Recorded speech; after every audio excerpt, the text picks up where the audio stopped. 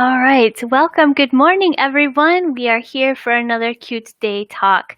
In just a minute, we'll actually watch the recorded talk by Burkhard Stubert called A Deep Dive into QtCanBus. So let's bring on Burkhard very quickly so you can meet him, and then we'll get started with the video. So good morning. Good morning. Good to see you again. To the world, not just to Florence or Italy, so to the whole world. Absolutely. Hope you're doing well. Thanks. Definitely. So let me tell you all a bit about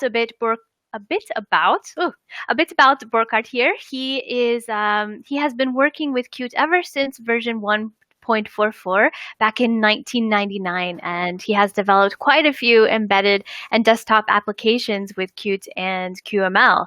He's done many different things along his journey and also worked as an evangelist for Nokia's Qt team. And because of that, he convinced many well-known companies to use Qt as well. And he's been giving QML trainings all the way since 2010, when QML was just in the alpha phase. So, he's had lots of different connections from Nokia, and he was able to quit his job from that and start working as an independent software consultant. So now he provides professional services for developing embedded systems, maybe with a QML GUI or Qt C++ middleware. And he has worked and lived in India, England, and Norway, and just moved back from his to his native country of Germany a few years ago. And in his spare time, he loves hiking, biking, and skiing through the Bavarian Alps. That's wonderful. So how about our talk today? Well, it says here that terminal applications of Harvester receives 1,100 CAN messages per second on average, and their HMIs deal with up to 250 messages before they start stuttering. So he's going to show you how middleware based on QtCanBus can cope with this flood of messages, and the solution generalizes to systems receiving sensor data. So we'll go through this a little bit more in detail, but really quickly, a small summary. The CANs are widely used for the communication in cars, trucks, tractors, harvesters, construction machines, and even e-bikes. And when the instrument cluster in your car displays the vehicle speed or petrol level, it received CAN messages from other electronic control units. And when the driver of a harvester changes the cutting height for corn in the terminal's HMI, the terminal sends CAN messages to the other ECUs, electronic control units, over the CAN bus. So we'll learn a little bit more about that in detail. Was there anything else you wanted to add? Just maybe, well, it's from real life experience. So it's from a harvester terminal I built for sugar beet harvesters, and you'll actually see the home screen. So I've done that now 3 times to make driver terminals work with the machines, and 2 harvesters, 1 e-bike, and yeah, so it's a pretty common scenario for me. Cool. All right, so lots of experience with that. So everyone, stay tuned. I hope you enjoy the video, and we'll have a live Q&A with Burkhard here at the very end. So if you have any questions, can you please direct them to the Q&A chat? Where you guys are chatting now is the room chat. So if you click on the question mark button next to the room chat button, you can ask some questions there, and we'll just keep things organized there. And we have... Let's see, that's about it. All right, well, enjoy. There might be a small break in the middle, so you'll have a chance to get a cup of coffee if you need to. So enjoy the video. I got my tea. Fantastic, I have mine too. Wonderful, so enjoy the video, and we'll see you afterwards.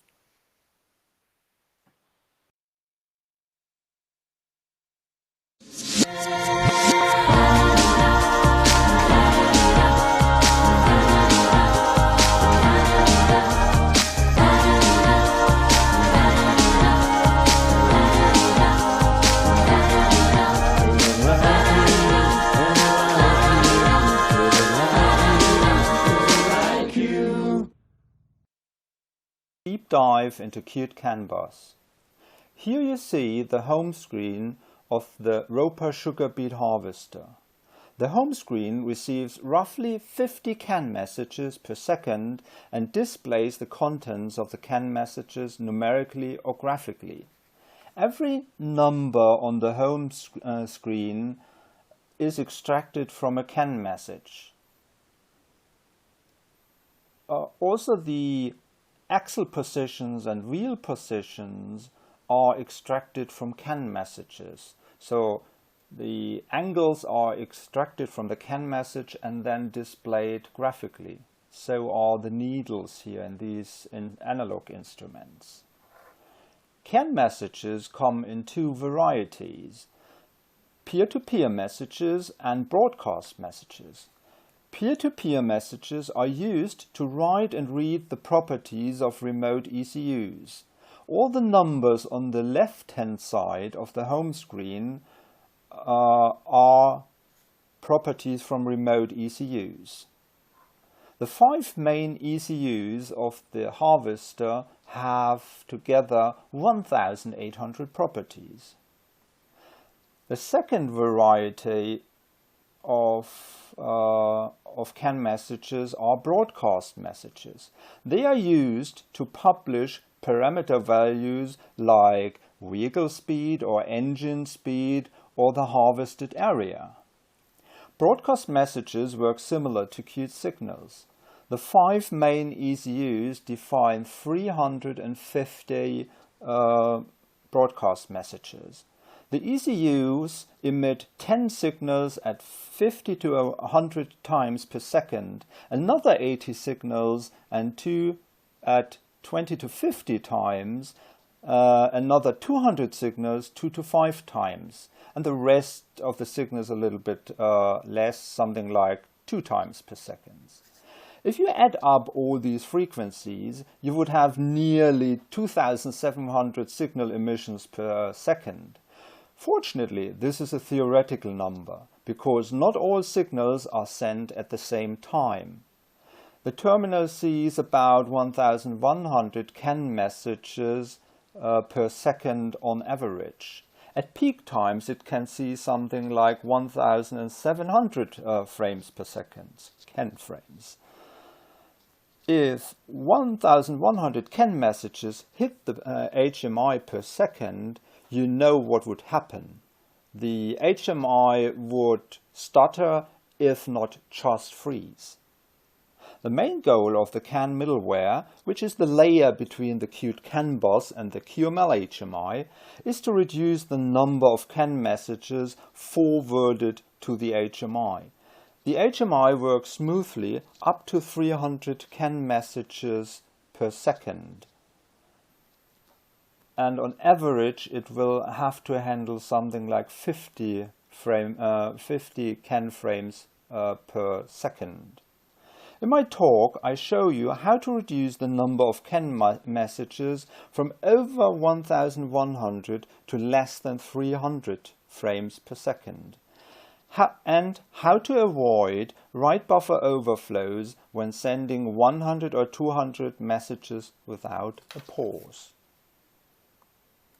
Start with some basic concepts about controller area networks.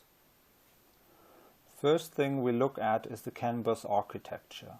The terminal is connected to 2 CAN buses, CAN 1, the brown one, on the left hand side, and CAN 0 on the right hand side. So the CAN 1 takes care of all the ECUs in front of the cabin, and CAN 0 of all the ECUs behind the cabin. So you see some ECUs like steering or body or engine, and the headers are the ECUs which dig out the sugar beets or cut off the leaves. Every ECU has a unique ID. The terminal is 28 hex, the steering is 13 hex, and the body, for example, is 21 hex.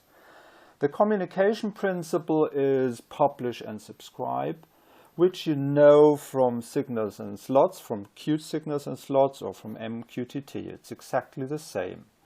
So publish and subscribe means that one ECU sends a message or writes a message on the CAN bus, and then every other ECU on this CAN bus will see the message and can decide whether it looks deeper into the message or whether it just ignores it.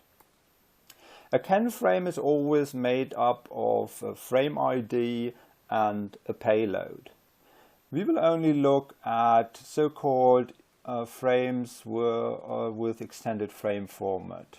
We won't look at the basic frame format. So an extended or a frame in extended frame format has a frame ID of 29 bits and a payload of at most 8 bytes. Qt provides a class QtCanBus frame which can create a CAN frame by passing in a frame ID and a payload. The payload is a Qbyte array and the frame ID is a QUIN32. So the QtCanBus frame provides some standard methods which you would expect. So a frame ID message, a payload message, a check whether the frame is valid, whether the frame is in extended frame format, which is the one we are interested in, whether the CAN frame is for flexible data rate frames, which we don't use actually. Then the toString function comes in handy when you want to print out frames. And then finally we have other types of CAN bus frames, like an invalid frame, where is valid obviously is false. In the beginning, CAN bus was like the Wild West. So a CAN frame like this one here could mean anything. It was the manufacturers of the machines, the ECUs, and so on, who defined the meaning of a CAN frame. So then it doesn't come as a surprise that, say, a Fendt tractor couldn't talk to a Fliegel trailer or to a Claas mower. It just didn't work. It was an interoperability nightmare. Then a little bit later, so the farmers and owners of the machines got really angry because nothing worked with each other. And so some people came up with the J1939 standard, which gave meaning to the frames. So now this frame means or gives some provides information about engine speed and engine torque, and that's defined. Whenever an ECU sees this frame, it's always engine speed and engine torque. And suddenly tractors could talk to their implements and their trailers. ECUs could easily talk with each other. J1939 defines about 1500 frames and over 100 ECU IDs. And it allows manufacturers to define their own frames and their own IDs. CAN frames are better. J1939 frames come in two types. So there's the broadcast frame. And the broadcast frame has a source address, so the sender of the frame. It's the source address is the unique ID of ECU. Then the next 2 bytes define the parameter group number, which determines the structure and the meaning of the payload. Then comes 1 bit, the database bit, which just doubles the number of the parameter groups. And then we have the priority, a 3-bit priority. Let's look at this J1939 frame and how to decode it. So the first 3 bits are actually the priority, plus the 2 bits 25 and the data page bit. Then comes the PGN, And the PGN now tells us that we are looking at the message providing the angles for the 3 axles. So for axle 1, axle 2, and axle 3 of the sugar beet harvester. And it also tells us, so this PGN also defines that the 3 angle values are 16-bit signed numbers. So we know exactly how to interpret the payload. So the first 2 bytes are a signed 16-bit number, so 389, and so on. And then at the end we have some padding. With the QtCanBus frame class, you would create a CAN frame like this. So note that the fromHex function from QByteArray comes in pretty handy. You can just take whatever is in the CAN frame and feed it into that function. The other type of J1939 frames is the peer-to-peer frame. It's still sent in publish and subscribe matter, so every other ECU will see it, but they can decide whether they are interested in. So it starts with a source address as the other frame, then the next byte is a destination address. So it's a peer-to-peer message, so it must tell which ECU is the receiver. That's done with the destination address here. Then comes a shortened PGN, and the rest is the same as in the broadcast frame. Let's again look at how to decode such a frame. So we have the frame ID here again. Priority is the same, it's just a priority 6 frame. EF means, well, it's a peer-to-peer frame. Then we know that 13 is the destination address, that's actually the steering ECU. 28 is the source address, which is the terminal. And then it's not the PGN which determines the structure of the payload, but it's the command, it's the first byte of the payload. And this is a so-called command. So the first, here the 02 is interpreted as WriteProperty request. And when you want to write something, you have to know which variable or which property shall get a value. And actually the property ID is given by byte 1 and 2 here. And then the value assigned to that property is here the B561 and so on value. And again, from the first byte here, it's clear what the types of the other elements in the payload are. And again, down here you see how to create such a frame with Qt. In this second section, we'll have a detailed look at the middleware architecture. I'll show you how the broadcast message with the 3 axle angles flows through all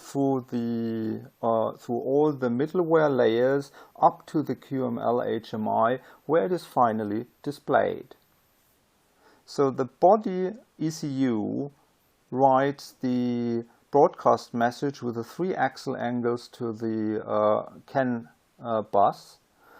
The terminal receives this message, and it's the SocketCAN module of the Linux kernel that stores the message in a CAN frame message structure.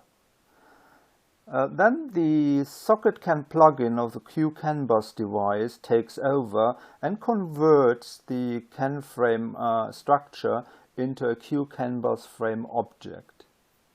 So QtCanBus device typically receives multiple messages at one time, and then tells the CanBusRouter that it has received a couple of messages.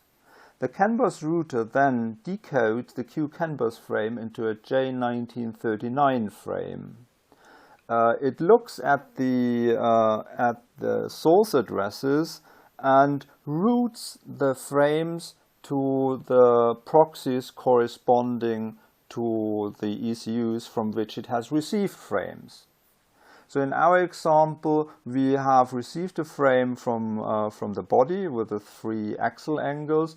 So the CAN-bus router routes this frame to the body proxy. The body proxy now stores each angle in a quantity object. So in the end, we have 3 quantity objects. And the quantity object notifies the QML HMI that some values have changed. So that's when, say, the vehicle speed would be updated on the home screen. The CAN-bus router has a couple of responsibilities. So the obvious responsibility is that it routes frames from the ECUs to its proxies, which are nothing else but digital twins.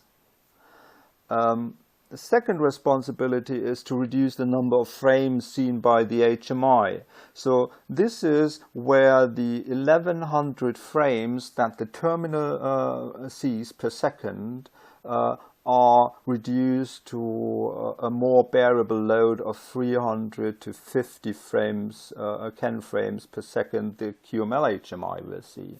And finally, the CAN-bus router is responsible for avoiding write buffer overflows.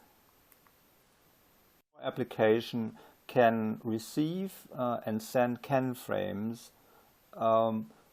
We must connect the terminal hardware and software to the CAN-bus. On the left-hand side, you see my typical hardware setup. My CAN-bus has 2 participants, the actual terminal hardware and an ECU simulator running on a PC. You plug a USB to CAN adapter into the PC and then connect the CAN connector with a terminated 2-wire serial cable. The other end of the serial cable goes into the CAN connector coming out of the actual terminal hardware. CAN networking is actually done with the usual Linux network interfaces. So we bring up a network interface, CAN 0 in a systemd service, like we would bring up, say, an Ethernet network interface or a Wi-Fi network interface. So in the first step, we create the interface, CAN 0, with a bit rate of 250 kbit per second, and we use the IP command for that. In the second command, we actually start up the CAN interface with a write buffer of 64 bits, and we use the ifconfig command for that. We finally define the system D service to restart the service when the network interface fails. At this point, we have the CAN network interface running on the Linux level, and we could use something like CAN utils to send and receive frames. The next thing is to connect our application with the CAN 0 network interface provided by Linux. And we establish the connection in the constructor of CanBusRouter. So that's here. And we first create a SocketCAN device with name CAN 0 and store that in the m_device member variable. So note that the ownership of the created device goes over to the caller, which is the CanBusRouter. We then connect the device.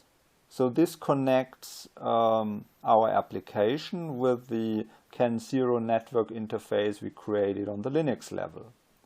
When we shut down the application, we check in the CanBusRouter destructor whether the device is still connected. If so, we disconnect the device, and then finally we destroy the device.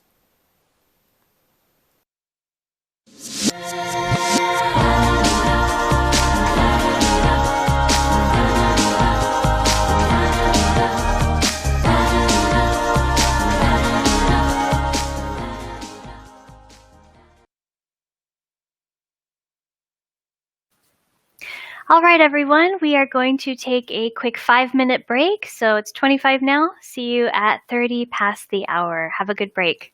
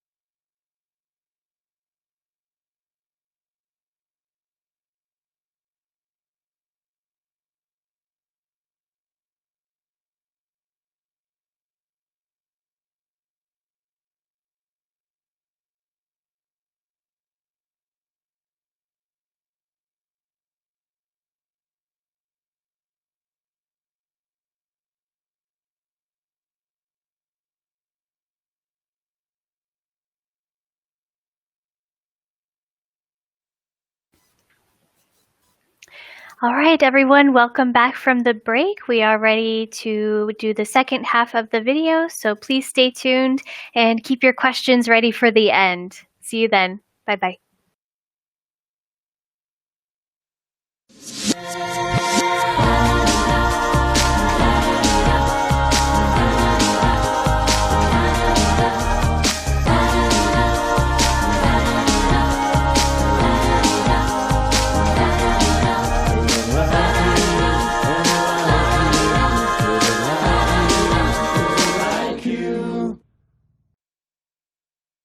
Now it's high time to see CanBusRouter in action when receiving CAN frames. We follow the broadcast message with the three axle angles through the layers of the middleware. When QtCanBus device receives some messages from the CAN network interface, it emits the signal frames received. The CanBusRouter observes the signals and handles it in its slot on frames received. The implementation of this slot is shown on the right-hand side. The first thing the slot does is to read all available frames from the QtCanBus device. The second thing is to enqueue these frames in the frame cache. So what it does here is, the received frames are shown here. That's the frame collection. It's from different ECUs, as the colors show, and then it takes this list and converts it actually in a map from the source addresses into a list of CAN frames. So every ECU has its entry in the map. And finally, the slot extracts the source addresses from the ECUs from which it has received frames. So it's three. It's the blue, the green, and the red one in this case. And finally, the slot emits a frames received signal with a set of source addresses. And this is actually here, this emit signal is the point where we can reduce the number of messages sent from the CAN bus to the HMI. So at the moment it just forwards every CAN message it receives to the proxies and to the HMI. So in reality, the HMI would get flooded here. So what we do is, instead of sending it directly, we send we emit the frames received signal, say only every 100 or 250 milliseconds. And we apply some filters, and so we can throw out quite a few messages and send a lot fewer messages to the HMI. So CanBusRouter, let's follow the frames received message from CanBusRouter, which is handled or caught by the onFrames received slot in the ECU proxy base. ECU proxy base is actually the base class for all proxies. In this case, the concrete class would be body proxy, but we can handle the set of available source addresses in the base class. So the first thing is the proxy checks whether there is a message available for itself. Then it iterates over all available messages for the body ECU. So it removes these messages here, the green ones, from the frame cache, and decodes them one by one in this receive broadcast frame function. which is shown here. So the receive broadcast frame function checks whether which frame it has received. So in our running example, it checks whether it has received the frame with the 3 axle angles. It decodes this the payload into a proper structure, and from that structure it can extract the 3 angles and set and assign the angles to their respective quantity objects. And it's the quantity objects that are passed on to the HMI. The decode function still looks a bit mysterious, and yeah, we'll lift the mystery on the next slide.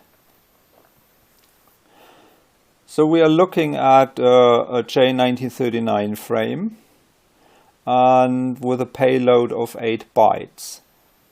And at that point, the payload is basically unstructured, so we don't know how to interpret the bytes. That's the job of the decode function. And the decode function actually takes this unstructured 8 bytes and assigns them to this payload structure here. And this assignment assigns the blue angle of axle 1 to this member function, to the tilde axle 1, and then the red one to the red bytes, so that's the second and third, to the next bit field here, to the tilde axle 2, and so on. The implementation of decode is made pretty easy by using Q from little endian. So Q from little endian copies the payload, just 8 unstructured bytes, into the raw data structure, which is this A02 axle tilde bit field in the end. And then it returns that and it's decoded, and we can then use the tilde axle 1 and tilde axle 2 and 3 bit field members to work with. I just mentioned that that the ideal point for filtering CAN messages and for reducing the number of messages forwarded to the HMI is when we enqueue frames into the frame cache. And as said a bit earlier, we do that by a time decoupling. So instead of sending the received frame signal instantly to the proxies and hence to the HMI, we delay that. We delay that, say, by 100 milliseconds. And in 100 milliseconds, the CANBus router may have received these messages. And what we see here is, so it has received messages from the blue ECU, from the green one, and from the red one. And we see that it has received 2 instances of message A and 2 instances of message B. So A1 is arrived earlier, so A2 has the actual value, so the up-to-date value, the newer value. The same with B2 and B1. So B2 arrived later, so that's the value that counts, and we can ignore B1. Besides filtering out the older messages, we can filter out, or we can set filters explicitly. And in this case, we could set a filter which removes E and D. We just aren't interested in E and D. So the filter lets 3 messages pass, C, A2, B2. And so that really reduces the number of messages sent to the HMI. And that makes it possible to, that makes sure that the HMI doesn't freeze or stutter. We can complement our custom filters with raw filters from the SocketCAN module in the Linux kernel. Raw filters allow us to block CAN frames from entering the SocketCAN module. Actually, the filter is at the point where a CAN message goes from the physical layers of the CAN stack into the Linux kernel. And at that point, we can say, yes, you can pass, or no, you stay outside. And the configuration parameter from Qt is this QtCanBus device raw filter key. And it's a structure consisting of a frame ID and a frame ID mask. That makes a filter. So we could use that, for example, and we should use it to make sure that only messages from ECUs in which the terminal is interested are allowed into the terminal software.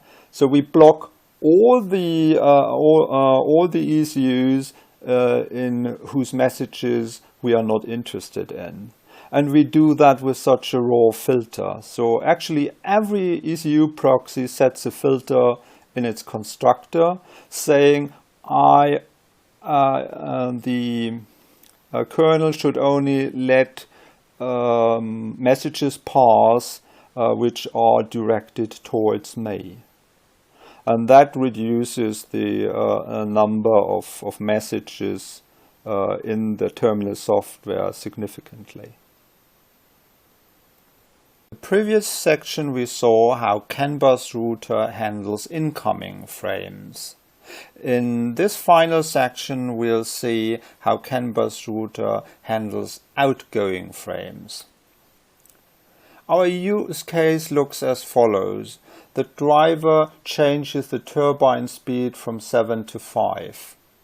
So what should happen is that the terminal sends a CAN message to the body ECU with a new value of the turbine speed. And then the ECU will change that and the turbine will be a bit slower. The QML HMI will eventually call the C++ function WriteProperty on the body proxy. And it will pass in the parameter ID for the turbine speed and the new value 5. The WriteProperty function will then create a WriteProperty request J1939 frame with 21 as the destination address, which is the body ECU, 28 as the source address, which is the terminal, and then finally the parameter ID and the new value for the turbine speed. Write frame of QtCanBusRouter takes the J1939 frame, which is a QtCanBus frame, and writes it to the CanBus device. The message finally arrives at the body ECU, which decodes it and stores the new value in the location of the turbine speed property into the EEPROM. The ECU body, the body ECU encodes a WriteProperty response, which is actually the same as the WriteProperty request message. The only difference is that the source and destination address are inverted. So the terminal will receive this response and can check whether the value was written correctly. So the response could also contain an error code and say something went wrong, and then the terminal can act on that. The message now bubbles up to the body proxy where it's handled in the receive peer-to-peer frame function, and we know already how receiving CAN messages works. So we now want to find out how WriteProperty encodes the WriteProperty request. The WriteProperty request is nothing else but a J1939 frame. And the last argument of this frame is a Q byte array. So that's the payload as just 8 bytes. The encode function takes this payload structure, which is shown here. It's a bit field which just contains the command or group function, the parameter ID of the turbine speed, the value, which would be 5, and some padding. And the encode function serializes this bit field into 8 bytes, one after the other. So the command, the parameter ID, then the parameter value, and the padding. How does the encode function work? So it first creates a Q byte array of 8 bytes and sets all the bytes to 0. Then it calls the QtLittleEndian function, which takes the bit field, serializes it, and copies the serialized bytes into the byte array. So this is then actually these 8 bytes here. Returns that, and off it goes. So when writing too many CAN frames without a pause, the write buffer in the SocketCAN module of the Linux kernel may overflow. So in this case, we assume that the write buffer has a length of 10, and we write 25 read property requests, one after the other without pausing. So it's a tight loop, no waiting in between, just put the CAN frames on the CAN bus. What we get as a response is that at some point no buffer space is available. So the TX buffer has overflown. And what we also see if we look at the sequence of the messages is, so it stacks up all the request messages here. So it's Q1, Q2 to Q25 before we see the responses coming in again. So something is wrong here. The first solution suggested by some practically minded persons was actually, don't laugh, to wait for 20 milliseconds after each call to read property. Well, that will fail if you say write something like 100 messages in a row, even when you wait for 20 milliseconds in between. So it's just a matter of how many messages you write, and the buffer will overflow again. It wastes bandwidth because typically messages only take, say, 4, 5, or 7 milliseconds. So what would be a good solution? And this is actually shown down here. And the idea comes from request response messages. So like we just saw with the WriteProperty request, which has a response. So the request is sent, Q1, and then when the response comes in, P1, the terminal can send the next request. And once the response for this request, P2, comes in, it can send the next one. So it's again a time decoupling, and whenever a response comes in, you can send the next message. So this solution adapts dynamically to bus loads. And the only thing is we need to find a solution which works for requests which don't have a response.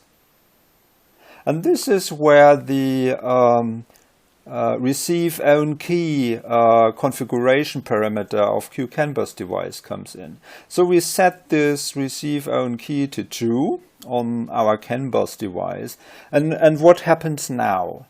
So it's like this. So the terminal sends the message Q1, puts it onto the CANBus, and it receives its message again. It receives its own message, and at that point it knows it can now send the next message, Q2. So it takes the message out of the CAN frame cache and now sends the next message. It receives its own message again and knows now it could send Q3. So that it could actually send Q3 before it sees the response P2 for Q2, or it could go the other way around, so you never know. And this avoids waiting for the reception of the own message, fixes the buffer overflow, and it actually also adapts to the bus load dynamically. So that brings my talk to an end. I really hope to see you next year in Florence in person again, and in the meantime I can only say stay safe, stay far away from Corona, and I am now open to your questions. Thank you very much.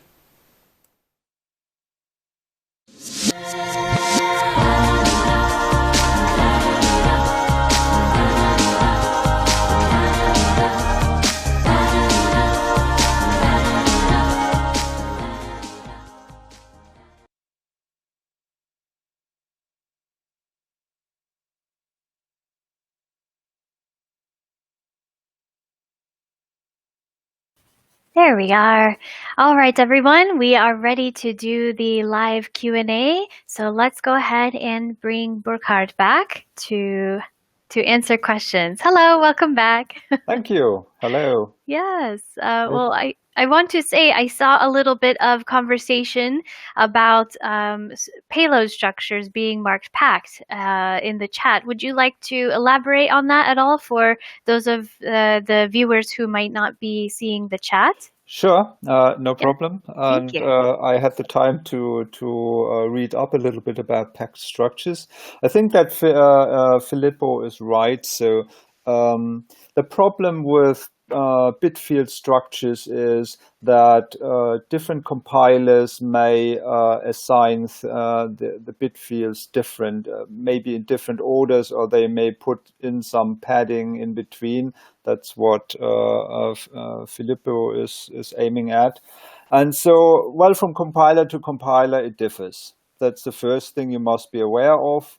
So you better write tests to check that. And then packing it would mean that there is there cannot be any packing any padding in between. So say 16-bit number, then some padding of another 16 bits, and then the 32-bit number comes into bytes 4 to 7.